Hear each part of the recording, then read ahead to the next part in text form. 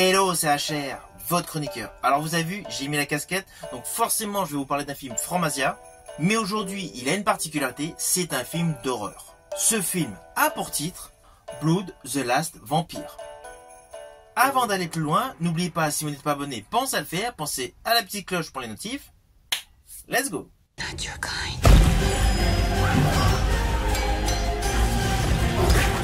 It's not gonna be easy. That's my duty.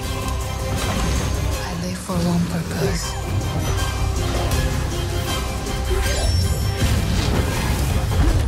To kill on again.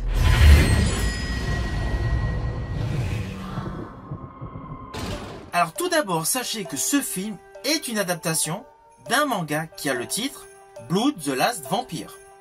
Manga réalisé par Hiroyuki Kitakubo. I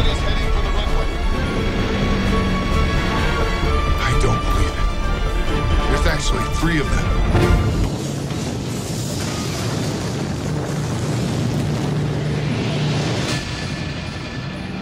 Blood, the Last Vampire. Et d'ailleurs, lors de la célébration mondiale de l'animation en 2001, ce film a obtenu 4 récompenses. Vous comprenez pourquoi forcément il y a eu un remake live en 2009. Alors oui, le manga dure un peu moins d'1 heure.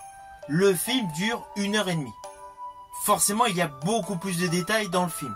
Mais le film, réalisé par Chris Naon, respecte les grandes lignes du manga Blood, The Last Vampire. Alors oui, il y a quelques petites modifications scénaristiques. Mais le pitch de base, avec la jeune vampire habillée en écolière et la base militaire, est là. Sauf que naturellement, version live action, l'histoire est beaucoup plus édulcorée et forcément plus conséquente. D'ailleurs, voici l'histoire. Alors l'action de ce film se déroule quelque temps avant le début de la guerre du Vietnam. Plus précisément, l'action principale de ce film se déroule dans une base américaine qui apparemment est infestée par d'étranges créatures démoniaques, à l'apparence humaine. Assez rapidement, une jeune fille répondant au nom de Saya est envoyée sur place par une organisation gouvernementale secrète. Naturellement pour éliminer toutes ces créatures démoniaques. Pour réaliser au mieux sa mission, forcément, elle se fait passer pour une écolière et intègre l'école militaire. Alors assez rapidement, dès le début du film, elle sauve une jeune américaine qui se retrouvait aux prises avec des monstres. Alors ne vous inquiétez pas, vous me connaissez, je ne spoil pas. Mais là, immédiatement, vous allez vous apercevoir que les effets visuels sont top, que l'histoire est assez virulente, assez violente, et le film est extrêmement gore. Ah oui, si vous n'aimez pas les giclures de sang, âme sensible s'abstenir. Dans ce film, c'est blindé. Alors côté tournage, une partie du film a été tournée en Chine et une autre partie a été tournée en Argentine. Il a plusieurs pays de production, Hong Kong, le Japon, l'Argentine et la France. Car n'oublions pas que Chris Naon, le réalisateur, est français. Il avait d'ailleurs réalisé en 2001 avec Jet Li, Le baiser mortel du dragon. Paris, Johnny. Now, the man he came to help has become the enemy he was ordered to hunt. There's a time for diplomacy and a time for action. Et en 2005, avec Jean Reno, L'Empire des loups. Rigole. T'inquiète pas, changement de méthode, tout en souplesse.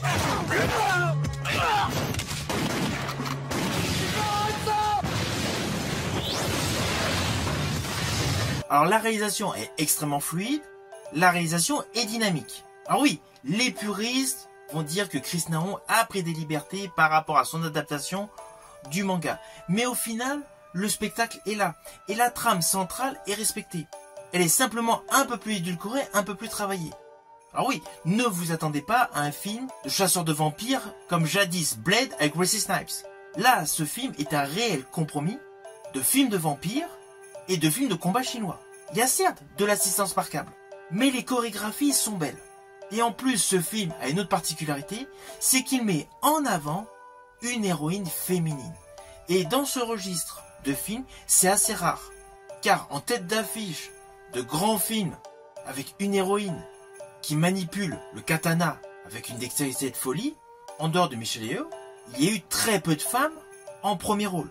Et là, justement, ce film va vous permettre de découvrir une héroïne qui plus est colle parfaitement avec l'histoire originelle de ce manga dans des chorégraphies époustouflantes. C'est un film certes qui n'a pas eu le succès escompté, mais cela reste aujourd'hui un bon divertissement, un bon film horrifique, avec des actrices et des acteurs qui tiennent la route. Et je rajouterai que la réalisation du français Chris Naon est totalement maîtrisée. Alors oui, il y a quelques petits effets visuels par rapport à un monstre qui passe de bâtiment en bâtiment, voilà. Ce petit détail est à revoir. Mais il ne faut pas oublier que ce film est sorti en 2009. Ce n'est pas un film de 2024. Il y a eu pléthore d'améliorations en termes d'effets numériques, en termes d'effets informatiques, en termes tout simplement de CGI. Ce film, selon moi, est une pépite qui est malheureusement oubliée par beaucoup de monde. D'ailleurs, dans mon entourage, j'ai parlé de ce film, personne ne connaissait ce film.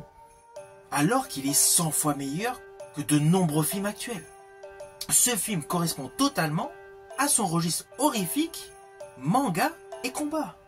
Ce film Blood the Last Vampire est un bon film d'horreur où le gore est totalement maîtrisé. It's not gonna be easy. That's my duty. I live for one purpose.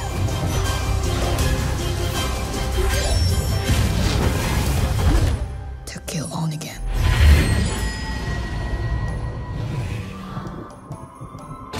Alors au final, naturellement, je vous invite à découvrir ce film. Vous pouvez le voir sur YouTube, sur plusieurs plateformes, ou tout simplement, comme moi, par le biais de supports physiques, Blu-ray ou DVD. Naturellement, si vous souhaitez découvrir ce film Blood the Last Vampire, je vous invite à découvrir le manga Blood the Last Vampire. Ainsi, vous pourrez constater par vous-même que le film live action est un réel complément, un développement de l'histoire du manga originel. Si vous avez aimé ma vidéo, n'oubliez pas, petit pouce vers le haut, pensez au partage. Quant à moi, je vous dis à bientôt pour une prochaine vidéo.